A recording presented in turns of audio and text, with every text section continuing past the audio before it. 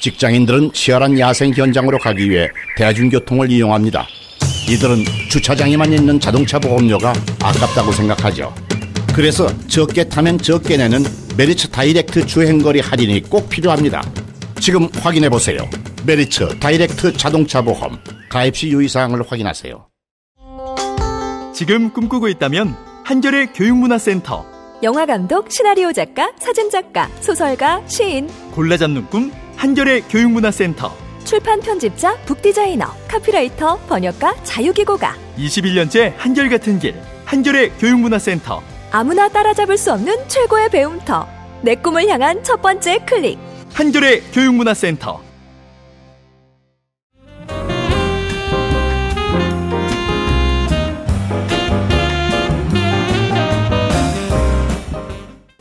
어쨌든 간에 그럼 소크라테스가 과연 어떤 식으로 말을 하고 다녔길래 잡혀가서 사형까지 당했는지를 갖다가 간단하게 좀 보여드리려고 해요. 특히 이제 소크라테스가 등장하는 대화편 가운데 향연이라는 중요한 작품이 있습니다. 그래서 그 향연의 이야기를 할 건데 역시 이 내용도 보면 이제 술 파티를 벌이는 겁니다. 아가톤이라는 굉장히 유명한 당대의 실제 극작가가 등장을 하는데 이 사람이 무슨 뭐 그 일종의 경연대회, 나는 가수다 뭐 이런데 나는 뭐 희곡 작가다 이런 데 나가서 우승을 한 거예요. 그래서 우승 기념 축하연이 열리는데 거기에 소크라테스가 초빙을 받아서 서로 술 먹고 떠드는면서 했던 얘기를 담은 게 향연이란 대화편이고 하룻밤에 술자리에서 있었던 일을 얘기를 하는 거고요. 소크라테스를 포함하여 약 6명 정도의 그 연사들이 나와서 이야기를 합니다. 특히 이날 토론의 주제는 사랑이었어요. 사랑. 혹은 그때 당시에 이제 사랑의 신이라고 알려졌던 게 에로스 있지 않습니까? 에로스 신 혹은 사랑에 대한 이야기를 했던 내용을 담은 대화편이죠. 아리스토파네스라는 사람이 이때 했던 연설 중에 굉장히 유명한 게 있죠. 그러니까 사랑이라는 걸 좀 이제 그 신적인 기원을 찾아가면서 하는 얘기가 원래 사람들은 2인 1조였어. 몸은 하나로 두 명이 한 몸뚱이 붙어 다녔었는데 그러면 힘이 너무 세니까 제우스가 열받아서 잘라버린 거예요. 그래서 사랑이라는 것 잃어버린 반쪽을 찾아다니고자 하는 어떤 여정이다 하는 이런 낭만적인 얘기도 나오고 하는 대목이 이 대화편에 실려가 있는 거죠. 근데 저희가 이제 주목할 부분은 그 부분이 아니고 그 연설 중에 아까 말했던 아가톤이라는 극작가가 연설하는 부분이 있습니다. 이 아가톤이 굉장히 글도 잘 쓰고 잘 나가는 사람이고 명성도 높은 사람이고 말도 정말 잘하는 사람이죠. 아가톤의 연설 내용의 핵심을 한 문장으로 요약을 한다면 사랑의 신이라고 일컬어지는 에로스야말로 이 세상에서 신계를 포함한 이 모든 우주에서 가장 아름답고 가장 지혜로우며 가장 용기가 넘치는 가장 위대한 존재다. 그리고 가장 행복한 존재다. 이런 얘기를 갖다가 온갖 미사여구를 늘어놓으면서 칭송하는 대목이 나옵니다. 그래서 이 아가톤이 이 칭송을 끝나자마자 주변에 있는 모든 사람들이 박수를 쳐요. 야, 대단하다. 역시 아가톤 짱! 이런 말도 안 되는 분위기가 예, 술 먹었으니까 그런 얘기를 할 수 있겠죠. 그렇죠? 네, 저 멀리 독실이가 손을 들면서 나는 반론이 있습니다. 그렇게 시작됐나요? 그렇죠. 그렇습니다. 근데 지금 말씀하시는 거 듣고 있는데도 불편하지 않던가요? 불편해요. 네네. 내가 이상한 게 아니라고 말해주세요. 알겠습니다. 어떤 얘기를 했고 소크라테스가 왜 싫어했는지 한번 들어보도록 합시다. 그래서 그 최 사장님께서 지적해 주셨던 대로 저 구석에서 소크라테스가 손을 들고 일단은 바로 공격하지는 않고요. 일단 칭찬은 해줘요. 그러니까 독실이도 칭찬은 좀 해주세요. 아셨죠? 네, 반박하기 전에. 생각해보면 독실이는 그런 게 없구나. 그런 게 없어. 립 서비스가 없어. 네. 립 서비스로 이제 아가톤의 연설을 칭찬을 해준 다음에 왜 가운데다 뒀는지 알 것 같아. 양쪽에다 지금. 소크라테스 특유의 논박술이라는 걸 시작을 합니다. 이게 뭐 학계 전문 연구하시는 분들은 이제 엘렌코스라고 불러요. 히라버 원어로 엘렌코스라는 단어가 있는데 이제 이거를 뭐 한국어로 번역을 하면 뭐 논박술, 뭐 반박술 이런 식으로 하는데 전 일단 논박술이라고 얘기를 하도록 하겠습니다. 소크라테스 특유의 논박술이 시작이 되는데요. 소크라테스의 논박술은 항상 상대방의 어떤 의견으로부터 시작을 합니다. 그래서 아까 아가톤이 분명히 에로스 신이라는 것, 즉 사랑의 신, 사랑이라는 것은 가장 아름답고 가장 위대하고 가장 행복한 것이라는 진술을 한 적이 있어요.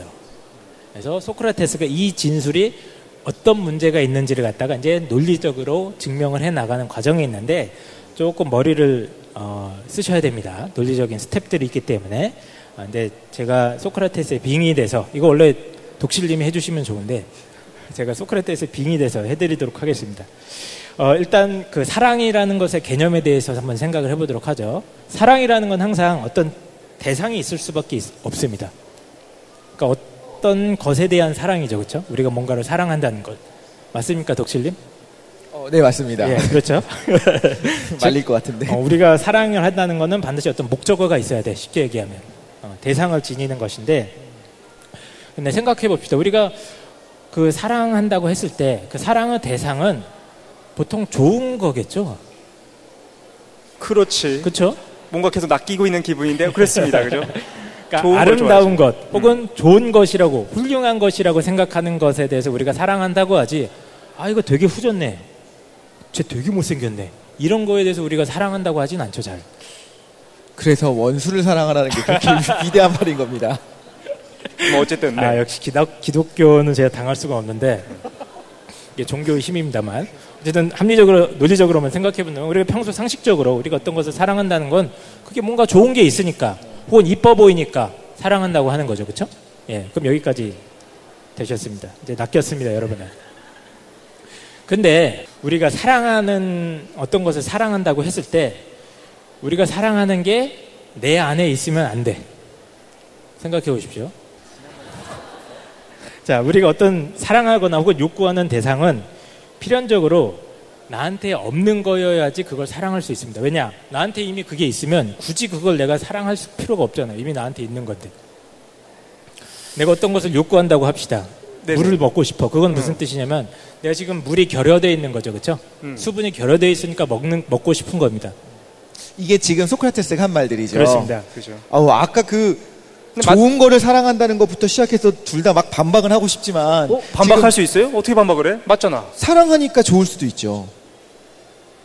역시 유부남은 생각의 폭이 그러니까 이해합니다. 저도. 그러니까 좋아함에 대한 정의가 다를 수 있는 거고. 네네. 그다음에 그거는 근데 넘어갈게요. 왜냐하면 이게 그 순환의 오류가 빠지니까. 아니지, 사랑하니까 좋아한다. 그 말대로 순환의 오류에 빠질 것 같고. 그거는, 그렇다면 왜 사랑하게 됐는가에 대해서 먼저 얘기를 해야 될 것 같은데. 지금 그러면은 나에게 없는 것이기 때문에 결여되어 있기 때문에 사랑한다는 거잖아요. 그렇죠. 그런데 보통 반대로 사랑하는 사람을 이야기할 때 이건 뭐 객관적인 근거가 있는 건 아닌데 자신과 닮은 사람을 사랑한다고 하는 것도 많이 들어보셨죠. 근데 그렇긴 한데 실제로 나한테 결여가 있는 건 사실이잖아. 내가 완전체야. 성적 욕망을 사라지게 만들었어. 나는 거의 석가모니에 가까워. 그러면은 이성적인 사랑이라는 것이 필요가 없겠지. 그러니까 보충 설명을 조금 드리자면 여기서 소크라테스가 이야기하는 사랑이라는 게 좀 우리가 평소에 이야기하는 남녀 간의 애정 감정이나 이런 거랑 약간 다를 수 있어요. 그러니까 여기서는 희망하는 거, 추구하는 거, 욕구하는 거의 의미가 좀 강합니다. 그럼 에로스도 그런 거였나요? 예, 희망하고 욕구하는 거의 신이었나요? 예. 그러니까, 일단 오케이. 예. 그래요. 네. 예. 어쨌든 소크라테스의 유일한 어떤 카운트 파트너인 독실이를 상대하려니까 제가 힘드네요. 어쨌든 간에 우리가 어떤 것을 사랑한다는 건 그게 좋은 거거나 아름다운 거여야 하는데 우리가 일반적으로 어떤 것을 좋아하는 건 뭐냐면, 사랑하는 건 뭐냐면 그게 나한테 없으니까, 나한테 결여되어 있는 거니까 그것을 좋아한단 말이죠. 그렇죠? 추구하는 거고. 욕심이랑 좀 가깝네요. 욕망. 네? 예, 욕망이나 욕구라고 생각하시면 됩니다. 그럼 결론이 뭐냐면 에로스라는 사랑의 신은 아름답거나 훌륭할 수가 없습니다. 왜냐하면 그 본성상 자기한테 없는 것을 추구하는 건데, 추구하는 것은 아름답거나 훌륭한 것이어야 돼요. 따라서 에로스라는 신은 자기 스스로 아름답거나 훌륭할 수가 없어요. 모든 것을 사랑하려면 아무것도 없어야 되는 거군요. 그렇죠. 라는 결론이 논리적으로 도출이 되는 거죠. 소크라테스랑 독실이를 죽이도록 합시다.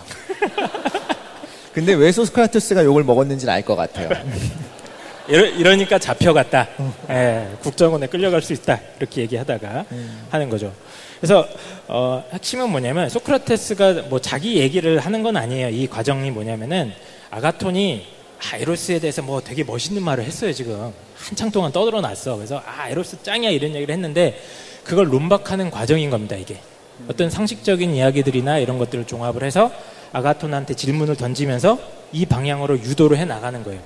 그래서 논리적인 스텝을 딱딱 밟고 났더니 앞에 내가 처음 아가톤이 했던 말이랑 마지막에 유도된 말이 완전 모순 관계가 나오죠. 귀류법이라고 하죠. 예. 그래서 아가톤이 자기 말을 어버버버버 하게 되는 상태로 만들어버리는 겁니다. 근데 이 이야기가 이루어졌을 때가 정말 한잔하고 편안한 마음으로, 예를 들면 최대장님 오늘따라 되게 멋있어 보이시네요, 이 말 한 거에 대해서 자 한번 생각을 해봅시다. 멋있다고 하려면 하면서 멋있음의 요소들을 이야기를 하고, 뭐 피부 톤부터 시작해서 헤어스타일과 여기 거뭇거뭇한 뭐 이런 모든 것들을 그 소크라테스가 했다는 거죠. 그거는 당신이 하는 것 같고요. 이렇게까지 심하게는 안 했어요. 그렇게 안 했어요. 네. 근데 이제 우리가 소크라테스가 불만일 수 있어. 소크라테스나 아리스토텔레스나 그 고대 그리스 사람들에 대해서 이상적으로 생각하고 소크라테스를 철학에서는 칭송하지. 근데 그게 불편한 이유가 뭐냐면은 실제로 그 내용을 들어보면 현대인의 감성이 맞지 않는 거야.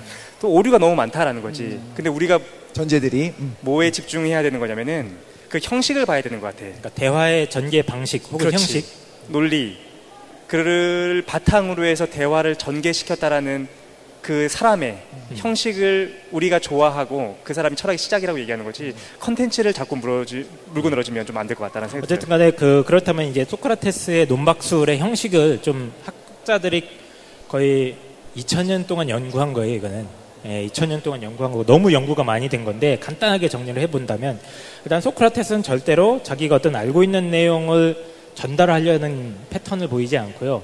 항상 질문만 던집니다. 질문. 근데 그 질문을 던지면서 어떤 식으로 대화를 전개해 나간다면 패턴이 기본적으로 이겁니다. 일단 잘 나가는 사람이 있어요. 그 사람은 어떤 주제에 대해서 되게 해박하다고 알려진 사람이에요. 예를 들면 어떤 사람이 용기에 대해서 되게 잘한다고 알려진 장군이 있어. 혹은 절제라는 덕목에 대해서 잘 안다고 알려진 사람이 있어. 그런 유명인을 찾아갑니다. 여기서는 아가톤이 걸린 거예요. 이 사람이 사랑에 대해서 엄청 멋있게 떠들어 놨어요. 그래서 어떤 주제에 대해서 잘 안다고 알려진 상대방을 찾아가서 그 당신이 알고 있다고 하는 그게 있는데 그게 도대체 뭐요? 라고 질문을 던집니다. 여기서는 사랑이 뭡니까? 라고 질문을 던진 거고요. 또 저희가 이제 소크라테스 편에서 에우티프론이라는 대화편 다룬 적이 있을 거예요. 다뤘었어요. 거기서는 질문이 뭐였냐면 이제 경건함이라는 게 소위 말하는 이제 독실하게 신을 믿는다는 게 무슨 뜻이요? 라고 질문을 던졌던 거죠. 그래서 이 질문들을 잘 따져보면 사실은 일종의 윤리적인 주제를 담고 있는 개념들입니다. 어쨌든 그게 도대체 뭐요? 라고 질문을 던진 다음에 그러면 상대방이 이 믿기에 걸려들죠. 그래서 사랑이란 이런 겁니다. 혹은 절제란 이런 겁니다. 라고 대답을 합니다. 그래서 절제란 A라고 생각합니다. 이런 답변을 내놓습니다. 그럼 소크라테스는 일단 A를 놔둬놓고요. 그 당시에 어떤 사회적인 상식이라던가 이런 것들을 동원을 해가지고 또 다른 명제들은 B, C, D 이런 것들을 갖다가 하나씩 추론을 해나가요. 근데 가만히 이렇게 B, C, D 같은 명제들을 추론을 하다가 보니까 결론이 결국에는 아까 처음에 얘기했던 A랑 모순이 되는 게 보여지는 거예요. 그래서 자기 주제에 대해서 나는 절제 혹은 사랑이 A라고 생각해 라고 확신하고 있던 대화 상대자가 굉장히 당황하는 지경에 처하게 됩니다. 이거를 뭐 전문 용어로 이제 아포리아라고 하죠. 쉽게 얘기하면 벙 찌는 겁니다. 대답을 할 말이 없어요, 더 이상. 그래서 막 일부 대화편 중에는 상대방이 막 도망가기도 하고 가서 뭐 신고하겠죠, 그렇죠? 얘 좀 잡아가라고. 미친놈이다. 근데 아까 최 사장님 말씀하신 것처럼 어떤 단어라고 하는 거에 가치적인 게 들어있고 그냥 그 말 그대로 사실적인 거 있잖아요. 그러면 지금 하시는 말씀을 들어보면 오히려 처음에 발제를 했던 사람은 가치적인 거로서 사랑은 정말 뭐 정의가 이런 거다라고 이야기하고 싶었던 게 아니라 얼마나 대단한지 보라 하면서 칭송하는 거였거든요. 네네. 근데 그거를 이제 사실적인 거로 접근하면서 이제 깬 거잖아요, 사실. 근데 그분도 처음에 발제한 분도 사실은 사실 명제로서 이야기를 하고 이건 객관적인 사실이다라고 한 거였었나요? 근데 독실이가 가끔 진심으로 붙다 보면 철학 천재라는 생각이 드는데 되게 중요한 질문이고요. 근데 결론적인 것만 조금 말씀을 드리면은 복잡한 문제긴 한데 소크라테스가 다루고자 하는 문제는 다 가치 문제라고 보시면 됩니다. 이 문제들은. 그래서 그 사회 혹은 그 사람이 중요하다고 생각하는 가치에 대한 질문들이에요. 그때 당시에 절제나 경건함 이런 게 가장 중요한 훌륭함의 덕목들이었거든요. 사랑도 마찬가지고요. 예. 그러니까 그 절제나 사랑 혹은 뭐 경건함에 대한 정의를 묻는 것은 사실은 가치관을 묻는 겁니다.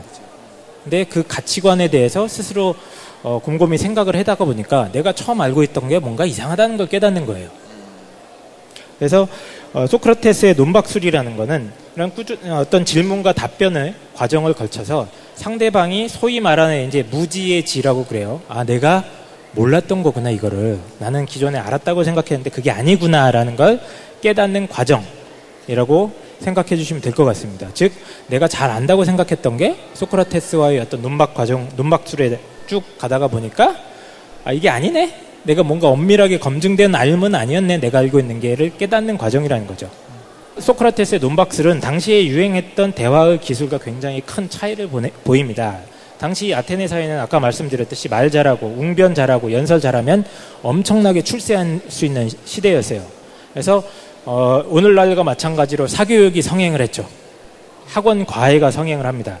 굉장히 유명한 강사들이 초빙이 돼서 말 잘하는 방법, 그리고 뭐 그 대화라고 할까요? 뭐 수사학이라고 하죠.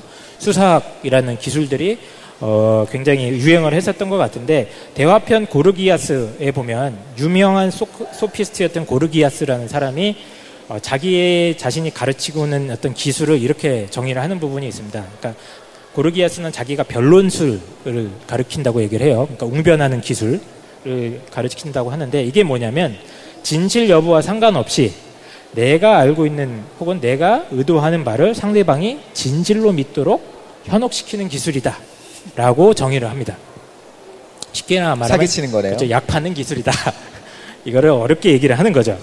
일방적인 주입을 위한 기술인 거고, 그러나 소크라테스의 논박술이라는 건 이런 형태의 일방적인 설득이랑 전혀 상관이 없어요. 소크라테스는 이 사람의 의도는 내가 갖고 있는 어떤 정보를 이 사람한테 믿도록 만들거나 이게 아닙니다. 오히려 거꾸로죠. 이 사람이 갖고 있는 어떤 개념의 핵심을 갖다가 스스로 끄집어내고, 그 끄집어낸 거에 대해서 지속적으로 질문을, 일종의 검증 정찰하고 저는 생각을 해요. 그 사람이 가지고 있는 알에 대해서 논리적인 문제 제기를 지속적으로 함으로써 자기 신념 체계를 좀 반성해보는 작용을 하도록 만드는 게 소크라테스의 논박술이다라고 생각할 수가 있는 거고, 제가 봤을 땐 이거야말로 굉장히 중요한 어떤 대화에 있어서의 상호작용이라고 생각을 합니다. 그러니까 우리가 대화라고 했을 때 이렇게 한정할 수 있다는 거지. 두 명의 주체가 서로 자신의 주장을 얘기함으로써 상대방을 설득시키는 것을 일반적으로 대화라고 생각하는데, 소크라테스는 그렇게 하지 않았다는 거지. 어떻게 했냐면은 상대방이 한 주장을 중심으로 해서 그 주장이 무슨 문제가 있는가 질문을 계속 던졌는데, 이상적인 대화라는 것은 그런 모습을 하고 그렇죠. 있다. 네. 그러니까 이상적인 측면의 한 일종의 본보기를 보여준다고 볼 수가 있고요. 그래서 소크라테스는 역사상 최고의 대화꾼이라고 할 만합니다. 일단 일종의 그 미끼를 던지는 솜씨가 장난이 아닙니다. 그래서 항상 초반에 어떻게 대화를 시작하냐면, 나는 이 주제에 대해서 전혀 아는 바가 없어. 나는 잘 몰라. 그러니까, 왜 죽었는지 알 것 같아요. 네. 네가 한번 나한테 좀 자세히 설명 좀 해주지 않을래? 네. 하고 시작을 합니다. 근데 사실 아까 저희가 말씀드렸던 대화 참여자들 간의 평등한 관계를 이 발언을 통해서 저는 확보한다고 생각을 해요. 즉, 내가 먼저 고백을 하는 거야. 나는 이거 잘 몰라. 난 무식해. 그러니까 자네가 한번 얘기를 한번 해보게 하면서 어떤 위계 질서에 대한 그 장벽을 완전히 없애주는 거죠. 예. 그 다음에 소크라테스가 굉장히 잘하는 거는 경청하는 겁니다. 내 주장을 막 설파하는 게 아니고 아주 집요하게 상대방의 주장을 어디를 물어뜯을 수 있을지를 갖다가 아주 주의 깊게 경청하던 자세가 있는 거죠. 그래서 시종일관 경청하는 장면만 나오다가 그걸 통해서 질문을 하다가 결국엔 상대방이 열받아서 도망가 버리게 됩니다. 성격 되게 이상하네요. 근데 너도 이상해. 소크라테스가 본인이 주장하는 바는 없어요?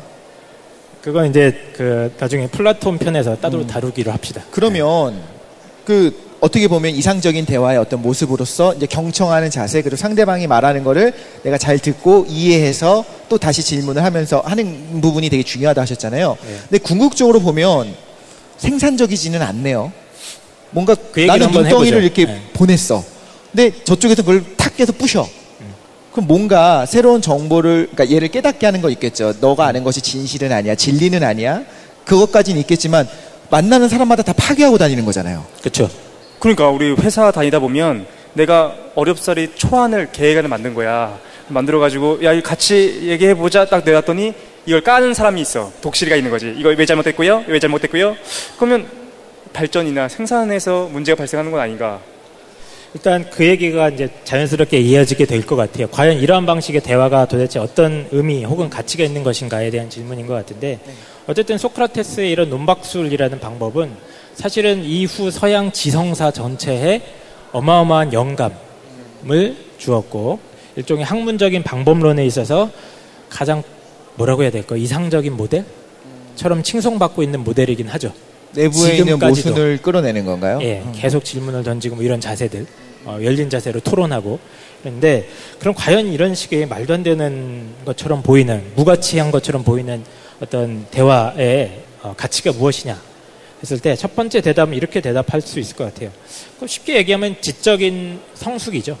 지적인 성숙. 즉 내가 어떤 알물, 여러 가지 종류의 지식들을 가지고 있는 건데, 그게 상대방을 통해서 일종의 시험대에 올려놓는 거, 검증해 볼 수 있는 어떤, 뭐라고 해야 할까요? 모르겠어요. 검증의 장? 검증의 장? 시험해 볼 수 있는 그런 장소가 열리는 것이 아닌가라는 생각을 해볼 수가 있습니다. 그래서 프랑스 사상가 몽테뉴라는 사람은 이렇게 얘기를 했다고 그래요. 책으로 하는 공부는 연약한 몸짓에 불과하지만 대화라는 건 가르침과 실전 연습을 한꺼번에 제공한다. 마치 칼싸움을 하는 것처럼 상대방의 아이디어들이 나를 찌르기도 하고 또 나를 더 높이 날려서 이렇게 고양시킬 것이다. 이런 얘기들을 합니다. 디펜스 하는 거랑 비슷하네요. 그렇죠. 내가 주장하는 바를, 그러니까 논문 발표 같은 걸 할 때 교수님들이 읽고 나서 공격을 시작해요. 또 이거 왜 이렇게 생각해? 이거 정말 이래? 그러면서 막 이렇게 얘기를 하는 거예요. 근데 그걸 내가 방어해내야 되거든요. 그런 어떤 비판들을. 그러니까 이런 식으로 논문을 검증받는 과정, 이런 식으로 생각할 수 있는 거죠. 네. 네. 이러한 방식의 어떤 그 소크라테스적인 대화 같은 것도 사실 이걸 잘 보여주죠. 그 참여자가 과거에 알고 있던 게 뭔가 100% 확실한 건 아니구나. 그러니까 뭔가 검증받을 요소가 있고 또 보충해야 될 요소가 있는 거구나 정도까지를 깨닫는 것도 사실은 굉장히 큰 소득이라고 소크라테스를 긍정적으로 해석하는 사람들이 얘기를 해주는 거죠. 이 교수님을 이길 수가 없군요. 근데 모든 어떤 논문을 갖다 내도 전부 다 내가 깨지고 그렇죠. 다시 해야 되고. 예. 그리고 과정이 더 중요한 것 같기도 해. 자본주의 사회에 살다 보니까 제한된 시간 안에 성과를 반드시 발생시켜야 된다라는 생각을 갖고 있는데, 실제로 우리한테 더 중요한 거는 어떤 성과나 이익보다는 거기에 도달하기 위한 그 과정이라는 것이 인생에 더 많이 남을 수도 있으니까 그런 의미에서는 긍정적이겠지. 그러니까 과정 얘기가 굉장히 잘 해주신 것 같은데요. 그러니까 아예 어떻게 보면 우리가 뭐라고 해야 될까요? 진리? 혹은 뭐 참된 지식? 혹은 좀 검증된 지식을 얻기 위해서 가장 중요한 과정이 이 검증 과정이 아닌가 하는 생각이 들어요. 그러니까 지식이라는 게 물론 개인적인 머리에서 이렇게 창출되는 것처럼 얼핏 보기엔 보입니다만 사실은 이런 대화적인 교류를 통해서, 즉 공동의 탐구 과정을 통해서만이 제대로 된 발전이 있는 것이 아닌가라는 생각도 해볼 수 있을 것 같아요. 정리를 하면서 가야 될 것 같은데 얘기가 너무 잘 돼 있어가지고 강 선생님 친절하게 설명해 주셔가지고 정리가 잘 되긴 하는데 정리 좀 해주시죠. 정리 한 가지 더 얘기하긴 해야 됩니다. 예. 한 가지? 네네. 뭔데? 그러니까 두 번째 측면, 이런 대화의 두 번째 측면 중에 하나는 사실은 실천적인 측면이에요. 그래서 쉽게 얘기하면 자기 삶을 돌아볼 수 있는 기회가 제공된다는 건데, 이걸 어떻게 설명해야 되냐면 소크라테스 대화편 같은 경우에 보면 각 인물들, 이 캐릭터들이 사실은 어떤 도덕적인 개념들이랑 밀접하게 연계가 되어 있습니다. 그러니까 사제였던 에우티프로는 경건함이라는 어떤 덕목이랑 연결이 되어 있는 거고요. 아가토는 어떤 사랑이라는 덕목과 연결이 되어 있고, 즉 그 각각의 인물들이 도덕적인 개념이랑 사실은 거의 일심동체라고 보시면 돼요. 따라서 이 도덕적인 개념에 대해서 검증하고 시험하는 건 뭐냐면 사실 그 사람들의 인생을 검증하는 거예요. 즉 그 사람들의 가치관을 검증하는 게 뭐냐면 가치관에 따라서 우리가 삶을 사는 거 아닙니까? 내가 올바르다고 생각하는 것, 이런 것들을 위해서 우리가 삶을 살아가는 건데, 이 개념의 본질에 대해서 검토하는 과정이 사실은 자기 삶에 대해서 돌아보는 과정이고 윤리적인 성찰의 기회라는 거죠. 그리고 이게 어디로 나아가냐면 더 바람직한 삶의 방향이 무엇인지까지 고민해 볼 수 있도록 유도한다는 겁니다. 이 사소한 대화 하나가. 그러니까 독실님이 얼마나 대단한 존재인지 여러분들이 아셔야 되는 거예요. 우리 인류의 어떤 지적 발전과 윤리적 성숙이 독실님의 어떤 자세를 통해서 우리가 일단 독실이를 죽이도록 합시다. 그러나 어쨌든 소크라테스가 이 짓을 하다가 잡혀갔다. 이렇게 얘기를 해야 될 것 같고요. 일단 시간이 많이 없어서 이제 오늘날 얘기로 빨리 점프를 뛰도록 하겠습니다. 이 책의 저자는 이제 이렇게 고대의 작가들에서 등장하는 대화의 여러 가지 역사들을 추적을 하는데 이 이후 얘기는 제가 다 건너뛸 거예요. 너무 많아서. 이건 3시간 넘게 할 수 있는 분량에 다 빼고 그럼 이제 오늘날로 넘어와 보도록 합시다. 결론부터 말씀드리면 이 책의 저자가 다소 보수적인 혹은 이제 꼰대스러운 스탠스를 취하고 있어요. 무슨 얘기냐면 오늘날 현대 사회에서 앞서 말씀드린 어떤 진정한 의미에서의 대화가 굉장히 위기에 처해 있다라고 진단을 하고 있습니다. 그래서 첫 번째 이유는 우리 주변에 대화를 회피할 수 있는 장비들이 너무 많다는 거예요. 예를 들어서 이메일이라던가 스마트폰, 카카오톡, 트위터, 페이스북 혹은 음악을 들을 수 있는 여러 가지 음향 장비들, 이어폰 같은 것들, 비디오 게임도 마찬가지고요. 혹은 블로그도 한번 생각해 보시죠. 블로그가 대화를 할 수 있는 공간인가요? 완벽하게 일방향적으로 내 얘기만 이렇게 할 수 있는 공간 아닌가요? 그렇지. 예. 곰곰이 생각해 본다면. 그러니까 이런 매체들의 어떻게 보면 뭐 우리가 평소에 상식적으로 생각하기에는 대화를 촉진할 수 있는 도구가 될 거다라고 전망하는 사람들도 있는데 이 작가는 그렇지 않다고 진단을 하고 있어요. 오히려 자기 독백만 싸지르고 쉽게 얘기하면 독백하듯이 자기 얘기만 꺼내고 더 이상은 교류가 이루어지기 어려운 그런 환경이다라고 진단을 하고 있는 거고요. 작가는 아날로그적인 방식에서의 대화를 그렇죠? 이상적으로 해야 그런 것 같습니다. 그다음에 두 번째는 미디어가 우리가 대화를 직접 하지 않고도 마치 대화를 한 것처럼 여기게 해주는 대화의 대용품들을 제공해 준다고 합니다. 대표적인 게 토크쇼죠. 바로 지금 여러분들도 지금 구경하고 계신 겁니다. 저희가 대화하는 장면을 구경을 하고 계신 거고 뿐만 아니라 우리가 TV를 치면 제일 많이 나오는 게 역시 오락 프로들이 뭐 토크쇼들이 많이 진행이 되죠. 그렇죠. 이 작가는 또 미국 작가라서 미국은 또 토크쇼 이게 굉장히 많잖아요. 오프라 윈프리 쇼 뭐 이런 쇼들이 많은데 그걸 비판을 하고 있는 것 같습니다. 그리고 우리나라 현실에 처한다면 뭐 팟캐스트도 사실 다 마찬가지죠. 라디오 방송이라든가 팟캐스트 같은 매체들도 곰곰이 생각해보면 일종의 대화 대용품이라고 생각할 수가 있습니다. 또 한 가지는 이제 오늘날 점점 만연해지고 있는 분노 혹은 혐오의 정서라고 지적을 하고 있어요. 작가에 따르면 오늘날 현대 사회에서 내가 싫어하거나 반대하는 것에 대해서 너무나도 쉽게 화를 내고 너무나도 귀를 차단하고자 하는 태도가 만연해 있다라고 지적을 하고 있습니다. 소크라테스 죽었다면서요. 네? 소크라테스가 계속 비판하니까 이 사람들이 너무 싫어가지고 도망도 가고 고발도 해서 실제 그래서 사형을 당했다면서요. 옛날에도 그러니까 이런 게 있었다? 근데 어쨌든 이 작가는 현대 사회에 좀 더 방점을 많이 찍고 있는 것 같아요. 인터넷 문화라든가 우리도 좀 이거는 점검을 해봐야 될 것 같은 게 물론 내 의견과 반대되는 관점이 게시판에 자주 올라올 수 있죠, 그렇죠? 예를 들어서 난 남자인데 뭐 여성에 대한 뭐 가해나 이런 걸 생각을 해본 적은 없다고 칩시다, 제가. 아닌가요? 네네. 근데 어떤 여자들이 나를 뭐 잠재적인 뭐 성폭력 가해자라고 몰고 간다면 기분이 굉장히 나쁠 수 있죠, 그렇죠? 화가 날 수 있습니다만, 내가 화가 난다고 해서 너희들이 나를 먹였으니까 너도 한 방 나도 한 방 이런 관점으로 가고 그리고 화를 내기 시작하고 그러다가 보면 사실은 화를 내는 순간 대화 자체가 완벽하게 차단이 되기 시작하는 거죠. 상대방의 의견에 대해서 아예 들으려고조차 하지 않는 그런 태도들이 분명히 있다라고 생각은 해볼 수 있을 것 같아요. 핵심적인 얘기는 그거지. 미디어의 발전 아니면은 다채로운 우리가 즐길 거리가 많아지는 것들, SNS의 발전, 이것이 아날로그적인 방식에서의 대화를 불가능하게 하고 그것 때문에 사람들이 자신의 감정을 배설하거나 자신의 일방적인 정보를 전달하는 데에서 그치는 것을 우려하고 있다는 거죠. 예. 그리고 거기에 한 걸음 더 나와서 이제 화내는 거, 자꾸. 그래서 우리 주변에도 항상 좀 화가 나 계시는 분들이 있어요, 분명히. 그렇죠. 예, 스스로는 굉장히 신념이 있고 정의감이 넘친다고 생각을 하시지만 사실은 이런 분들이 대화하기가 제일 어렵죠. 무슨 얘기만 하면 화를 자꾸 내시니까. 또 한 가지 이제 이게 심해진 집단이 있는데 광신자 집단들입니다. 오늘날 좀 우리 사회, 현대 사회에도 심각한 문제를 일으키고 있는 IS 집단이라든가, 그래서 도저히 대화가 안 되는 극단적인 광신도들, 그러니까 단순 논리에 완전히 빠져 있는 사람들이 분명히 있고, 또 한 가지는 이건 제 의견입니다만 또 정치적인 이유로 아예 대화가 없어지는 세상을 꿈꾸는 사람들이 있어요. 그래서 과거에 나치라든가 스탈린 체제 같은 경우는 정보기관을 동원해서 국민들의 모든 대화를 감시하고 사찰하려고 했죠.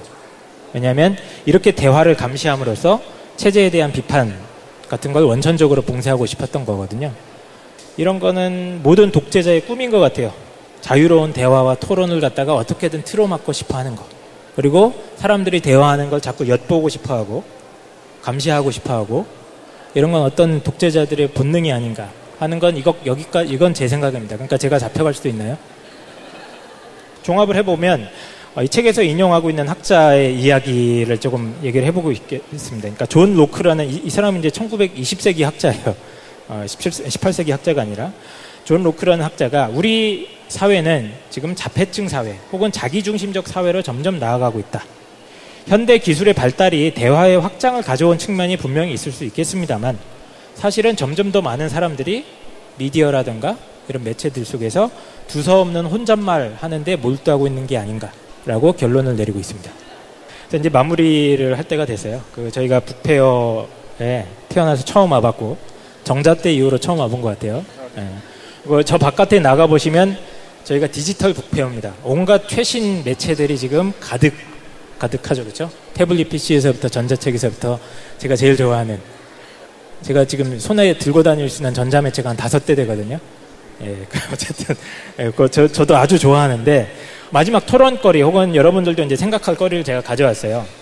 과거에는 이제 그러니까 책이라는 매체가 일종의 정보 교환이나 대화를 위한 굉장히 중요한 수단이 되었었던 것 같습니다. 하지만 새로운 미디어가 등장하면서 사실 많이 위축되고 있는 것이 사실이죠.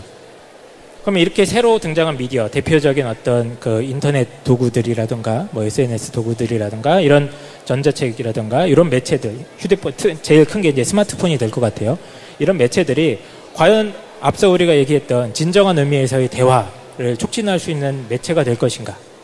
혹은 아니면 우리를 오히려 더 고립시키고 자기만의 세계에 빠져들게 만들고 좀 더 생산적이고 발전적인 아이디어 교류를 방해하는 것은 아닌가 하는 질문입니다. 어떻게 생각하십니까? 생각을 하면서 끝나는 것이 아니라 말을 해야 되는 거군요. 나는 근데 마지막에 저작의 스탠스가 너무 꼰대여서 굉장히 불만스러운데, 대화를 하지 않으려고 하시는 저자이신 것 같아요. 그렇죠? 기본적으로 어떤 생각을 갖고 있냐면은 이미 자기한테 정답이 있어. 어떤 정답이냐면 아날로그적인 방식에서의 대화라는 것을 이상향으로 설정해 놓고 그런 시선으로 세상을 보니까 다양한 매체들, 미디어들 이런 것들이 제공하는 거에서 대중들이 허수아비처럼 보이는 것 같아.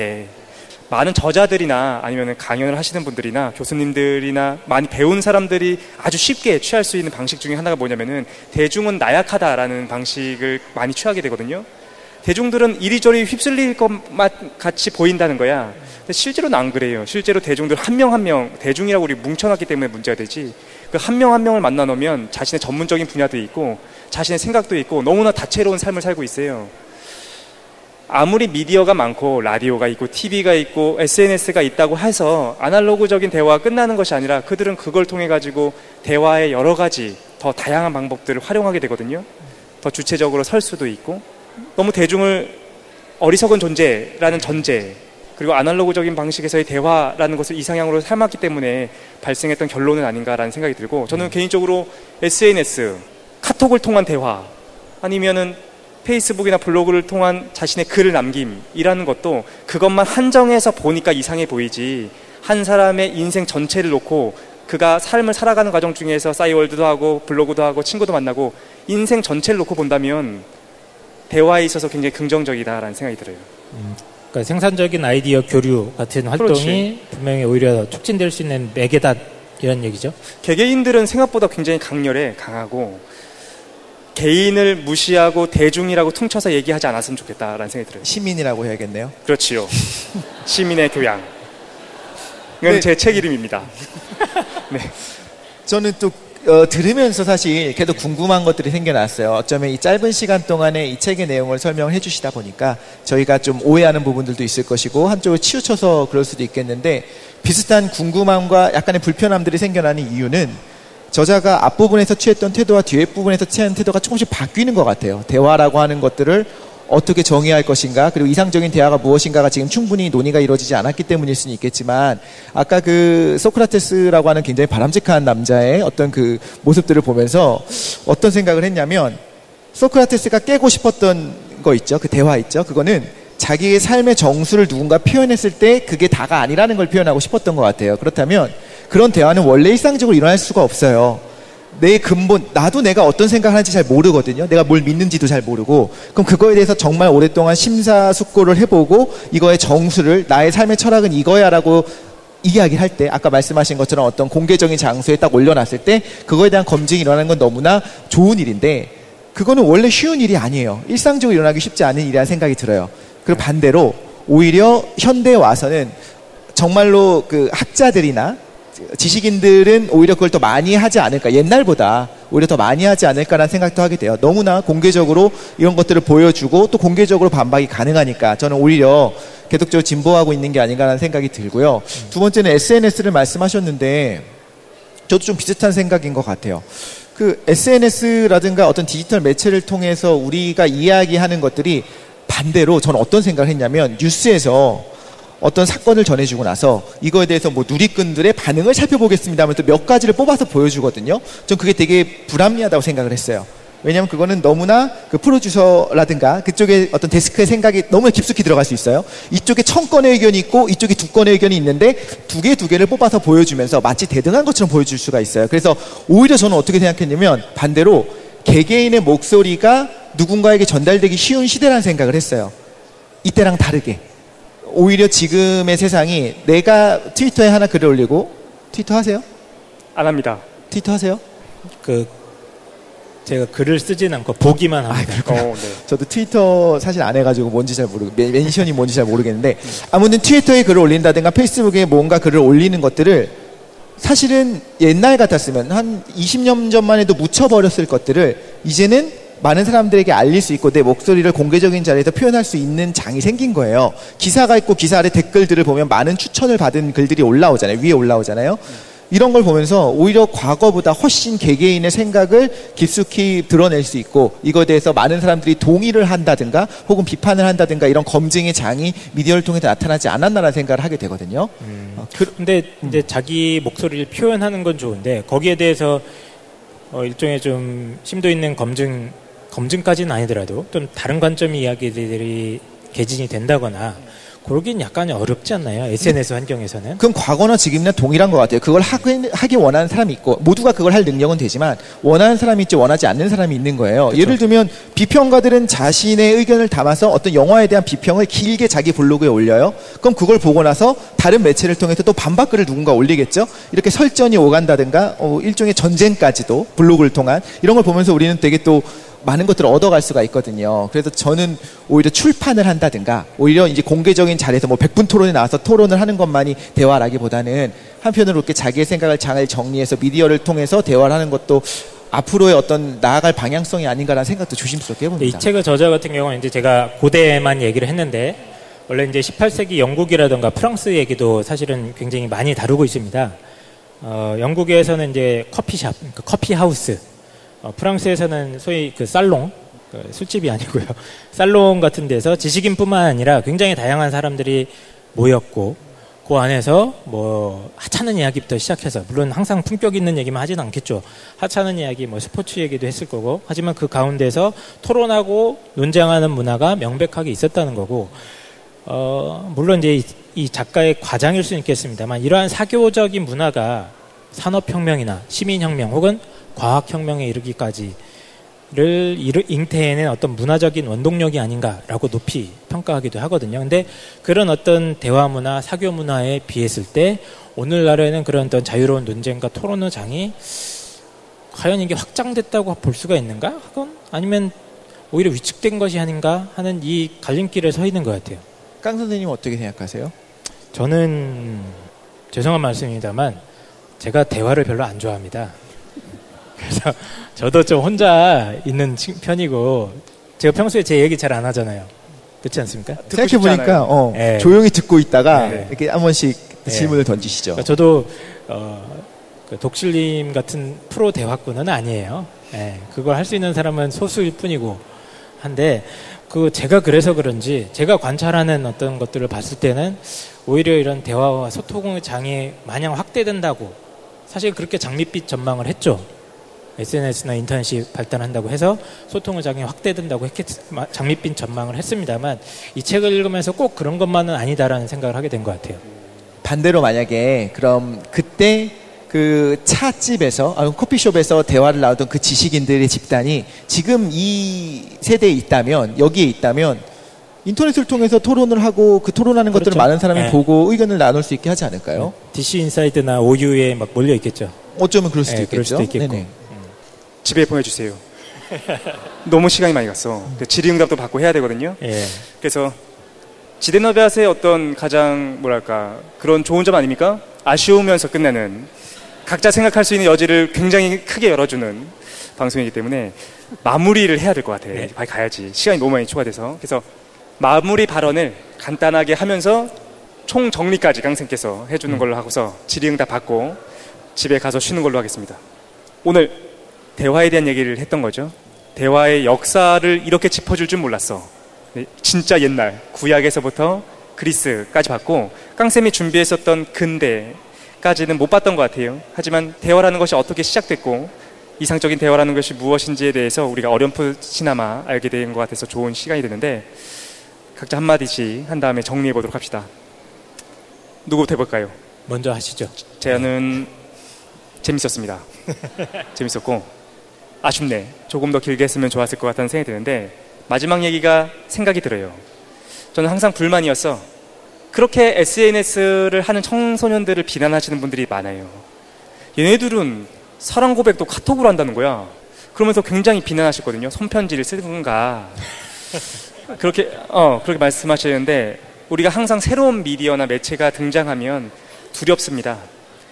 어른들은 항상 새로운 매체에 익숙하지 않기 때문에 그 매체가 뭔가 문제가 있을 거라는 전제하에서 접근하게 되는 거야.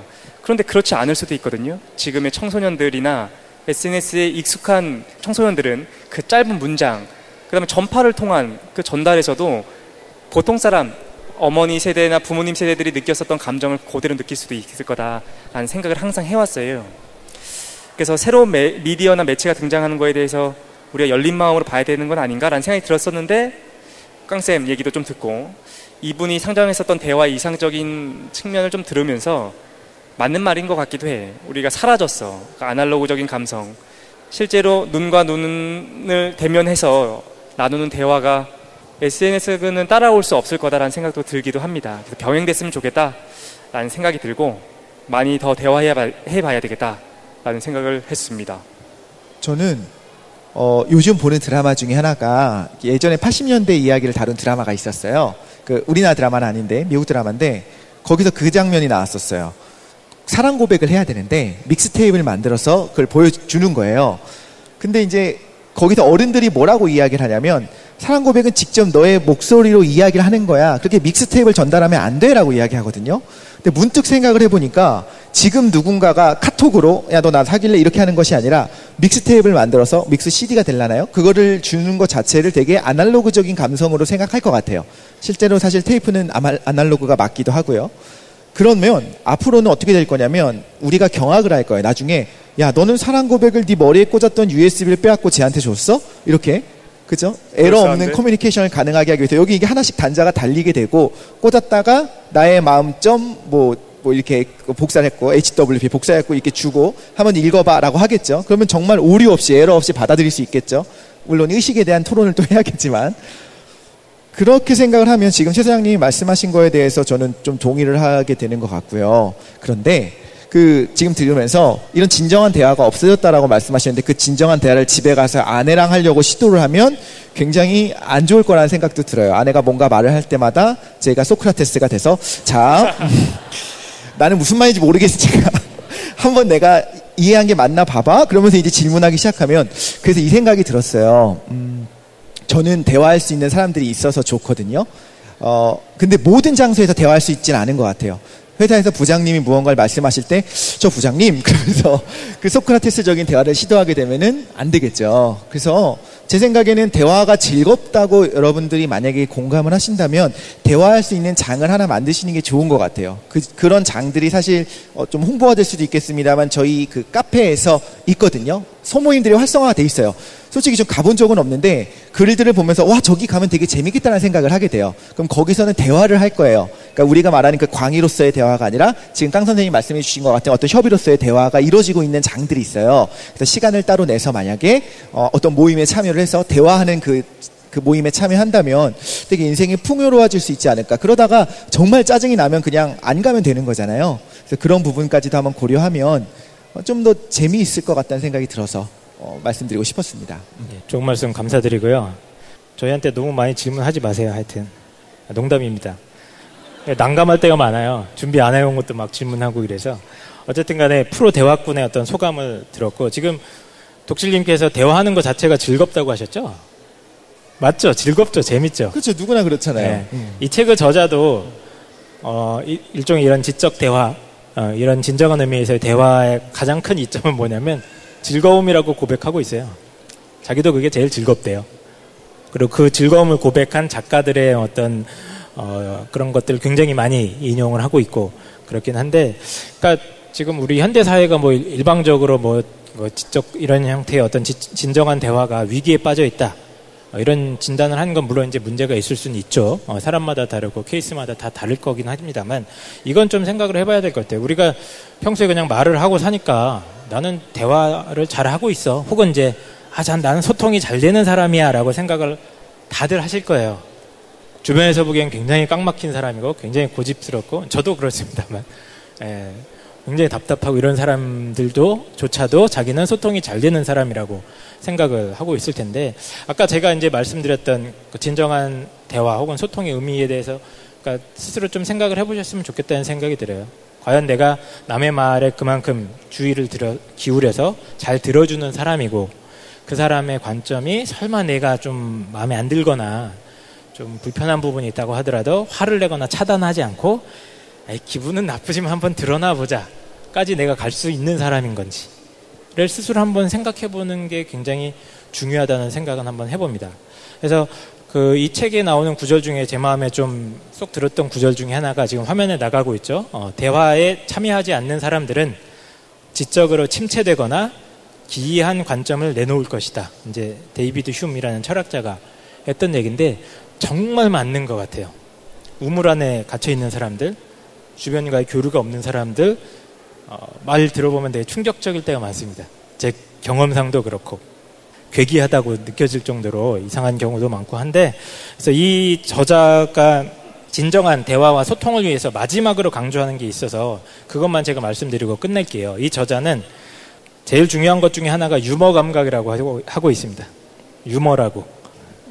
그래서 대화 상대방을 좀 가볍게 조롱하거나 가볍게 좀 비꼬거나 할 수 있을 만큼의 유머 감각도 사실 진정한 의사소통, 그러니까 대화 과정 속에서 굉장히 중요한 핵심적인 요소라고 얘기를 하고 있거든요. 그래서 저 혼자 그게 왜 그런지 곰곰이 생각을 해봤는데, 그러니까 상대방을 향해서 웃을 수 있다는 게 사실은 상대방을 인정해주고 존중해주겠다는 어떤 자세가 돼 있는 게 아닌가 하는 생각이 들어요. 그래서 모든 일에 화내고 정의감을 부르짖고 죽창을 던지려고 하기보다는 좀 웃고 유머러스하게 받아들이고 가볍게 조크도 할 수 있는 그런 좀 진정한 의미에서의 교양인 이라고 저는 그게 생각을 하는데, 그런 사람이 한번 되려고 노력해보면 되지 않을까 하는 뜻으로 오늘 방송을 마치도록 하겠습니다. 잘 들었습니다. 오늘 방송은 일단 여기서 마친 다음에 질의응답 시간이 있을 거예요. 그래서 박수는 질의응답을 다 받은 다음에 소급해서 적용하는 걸로 하겠습니다. 그래서 긴 시간 동안 고생 많이 하셨고 바로 시간을 너무 많이 저희가 사용하고 있어요. 뒤에 약속이 있으실 분도 있으실 것 같은데 약속은 빨리 취소하시고 질의응답을 많이 받을 수는 없을 것 같습니다. 그래서 몇 분 정도 이런 기회를 많이 갖고 싶거든요. 대면해서 얼굴 보고서 얘기하는 시간을 많이 갖고 싶은데 그럴 기회가 많이 없으니까 궁금하신 점이 있으면 몇 분만 좀 받겠습니다. 어떤 것들을 좀 받을 거냐면은 오늘 내용에 대해서 어떻게 생각하고 있다에 대해서 말씀해 주시는 것도 재밌을 것 같아요. 이 얘기 들었었는데 난 어떤 면에서 찬성하고 반대하는 것도 있어. 두 번째로는 저희 팬분들이 많이 오신 걸로 알고 있습니다. 지대너비아 청취하신 분들이 많이 오신 걸로 알고 있어가지고 지대너비아 관련돼서 질문해 주셔도 괜찮을 것 같아요. 저희를 불특정 대상으로 질문하셔도 괜찮고 특히 누군가를 찝어서 독실히 너 대답해라 라고 해서 질문해 주셔도 괜찮을 것 같습니다. 도희님께 질문하고 싶으면 어떡하죠? 김도희님한테 질문 있으시면 저한테 하시면 제가 어떤 영적인 수신을 통해서 목소리까지 해서 해보도록 하겠습니다. 질문 있으신가요? 네. 안녕하세요. 부천의 이택우라고 하고요. 가끔 쓸데없는 말이라고 편집하시잖아요. 뭐 독실님 곡성이라든지 도희님의 산 타는 이야기라든지 혹시 그걸 편집을 하시더라도 이렇게 잘 모아놨다가 나중에 특별편으로 한번 내주실 생각은 없는지.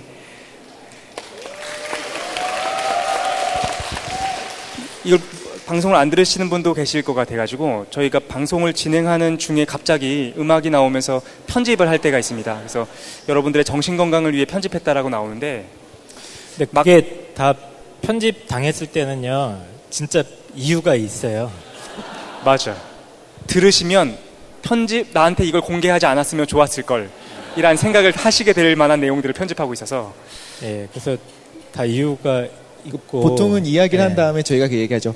이거 편집해야겠지? 이거 편집해 주세요. 본인이 이거는 하지 말자라고 이야기하는 것들이 있어요. 그래서 아마 그거는 모아서 올리는 일은 저랑 없을 얘기를 모아서 올리는 일은 없을 것 같습니다. 안녕하세요. 저 23살 김정균인데요. 그 내용에 관련해서 궁금한 게 있어가지고 두 가지 있는데 대화랑 소통이랑을 분리해서 봐야 되는 건가요? 대화랑 소통을 이렇게 나눠서 보는 건지 아니면은 그게 분리된 개념 같지는 않은 것 같고요. 그러니까 대화라는 이 책의 저자가 규정하는 대화라는 것은 일종의 쌍방향적인 소통이 일어나는 어떤 의견 교환의 과정 이렇게 이해를 좀 하시면 되지 않을까 싶은데요. 소통이 더 넓은 범위인가요? 일방적인 소통도 있으니까 그렇죠? 추가 질문 있으신가요? 네, 그리고 마지막에 SNS 독실님께서 SNS 때문에 이제 의견을 이제 공유할 수 있는 기회가 더 많아지고 소수의 의견도 더 쉽게 오를 수 있다고 하셨는데 제가 이렇게 그냥 가볍게 생각하기로는 이렇게 추천수를 많이 받은 의견이 맨 위로 올라오게 되면은 그 의견에 대해서 반대되는 사람들은 좀 자기가 위축되고 의견을 표현을 못하게 될 수도 이런 경향도 많고 이제 거기에 대한 연구도 좀 있고 하잖아요. 네, 거기에 대해서 첫 댓글의 중요성 말씀하시는 건가요? 그런 첫 댓글의 중요성이라기보다는 전체적인 분위기에서 이제 주류의 의견이 아닌 사람들은 좀 자신이 틀렸다고 생각하거나 말을 잘 못하거나 이런 경우가 되게 많으니까 여기에 대해서 어떻게 생각하시는지. 저는 근데 반대로 생각해요. 오히려 웹이기 때문에 내가 소수라고 하더라도 의견을 당당하게 내밀 수 있는 거예요. 만약에 200명이 모여있는 카페에서 이야기를 누군가 연설을 했는데 나를 제외한 199명이 저게 막 옳다고 막 이렇게 손을 흔들고 막 환호를 하고 있으면 거기다가 손을 들고 근데요 하고 질문하는 건 소크라테스가 아니면 쉽지 않은 일이거든요. 그래서 오히려 그런 부분까지도 저는 이렇게 생각을 해요. 사실 19세기 혹은 18세기의 커피숍에서 일어났던 토론은 일상적인 사람들은 그 커피숍에 드날들기가 쉽지 않았을 거라는 생각은 해요. 오히려 정말 소수의 지식인들의 세상이었다면 당시는 저는 지금은 오히려 한 명 한 명의 시민들이 자신들의 생각을 가지고 이야기할 수 있는 환경이 만들어졌다고 생각을 하고 근데 저는 오히려 반대로 넘어서서 그런 한 명 한 명의 의견이 사실 한 명의 의견일 뿐이고 사실 집단의 어떤 시민 전체의 의견과는 상당히 거리가 먼데도 불구하고 어떤 의도를 가지고 취사 선택돼 갖고 마치 대등한 의견인 양 제시될 수도 있는 것이 더 위험하다고 오히려 생각할 정도로 너무나 그게 좀 민주적이 됐다고 해야 될까요? 저는 그렇게 생각하고 개인적으로 그렇게 생각합니다. 네. 근데 현실적으로 보면 이제 일종의 여론 쏠림 현상인 거죠. 꼭 뭐 SNS를 말씀하셨지만 기존의 뭐 TV나 뭐 이런 신문 뉴스 같은 미디어도 마찬가지인 거고 그래서 이거는 계속 발생할 수밖에 없는 문제 아닌가요? 그렇죠. 예.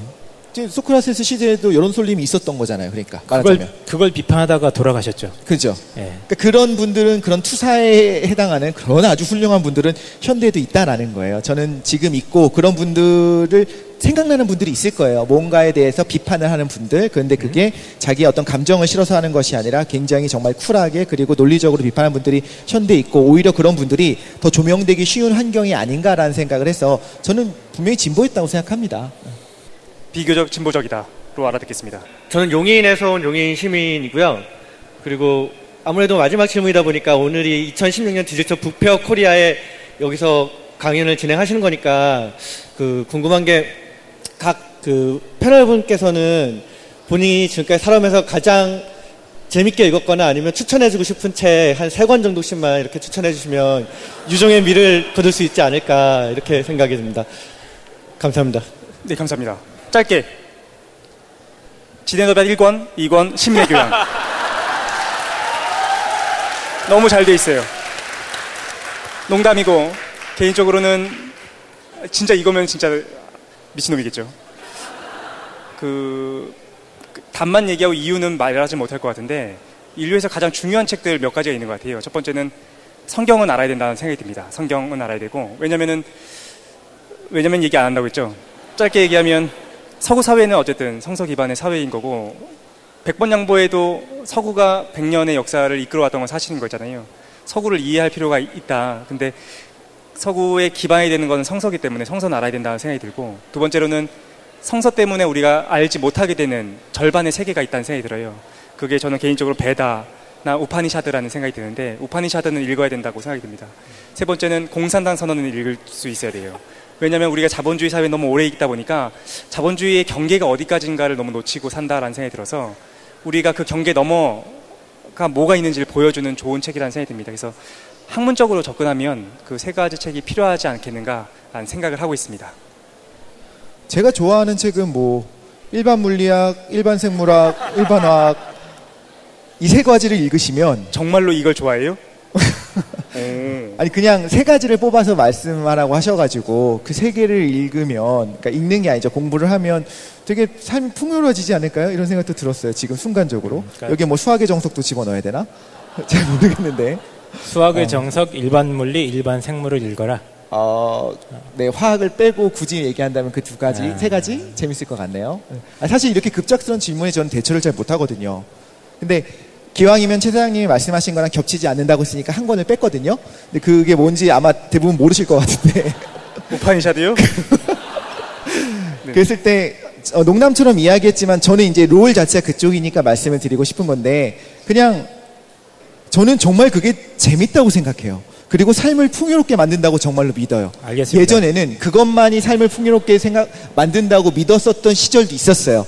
그런 치기 어린 생각이 중학교 때 고등학교 때 있었었는데 지금 그렇게 생각하지 않고 얼마나 중요한 인문학 책이 많다는 걸 생각하지만 여전히 같이 생각하는 건 교양으로서의 과학을 같이 공부하는 거는 정말로 삶을 풍요롭게 만들고 세상을 아름답게 바라보는 데 있어서 큰 도움이 된다고 생각합니다. 두 분이 너무 비상식적인 얘기들을 계속 하셨는데 그냥 제가 좋아하는 책 말씀드리면 저는 대학교 다닐 때 종교학적 책이 그냥 저한테 충격을 제일 많이 줬던 것 같아요. 그러니까 최 사장이 가끔 하는 얘기 중에 뭔가 나랑 전혀 다른 세계를 보여주는 책들을 읽어보자 이런 얘기 많이 하시지 않습니까? 그러니까 저 같은 경우는 그때 당시에 읽었던 책 중에 신의 가면이라는 시리즈가 있었어요. 조지프 캠벨이라는 신화학자가 쓴 책인데 그냥 전 세계의 신화들을 갖다가 이제 통시적으로 분석하는 책이었는데 저 개인적으로는 그게 되게 재밌게 읽었던 책이고 또 한 가지가 이제 오늘도 계속 얘기 나왔던 소크라테스 대화편들 그 중에 향연이나 이런 거 직접 한번 읽어보시면 술술 읽히니까요. 그냥 그 정도 읽어보시면 재밌을 것 같고요.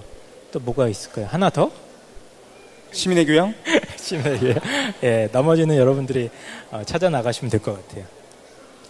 얘기를 들어보니까 제 책이 제일 정상적인 것 같다는 생각이 듭니다. 일단 긴 시간 동안 이제 자리를 계속 지켜주셔서 감사드리고 만남이 계속됐으면 좋겠습니다. 오프라인으로 한계가 있겠죠. 그래서 온라인도 그렇고 오프라인도 그렇고 계속해서 같이 대화할 수 있는 상대로서 삶을 살아가면서 좋은 친구로서 계속해서 이어져 나갈 수 있었으면 좋겠어요. 긴 시간 동안 감사드립니다. 여기서 마치겠습니다. 이제 불안해진 신들은 아이들의 저항이 두려워 말하길 너희들은 망치로 쳐 죽이리라.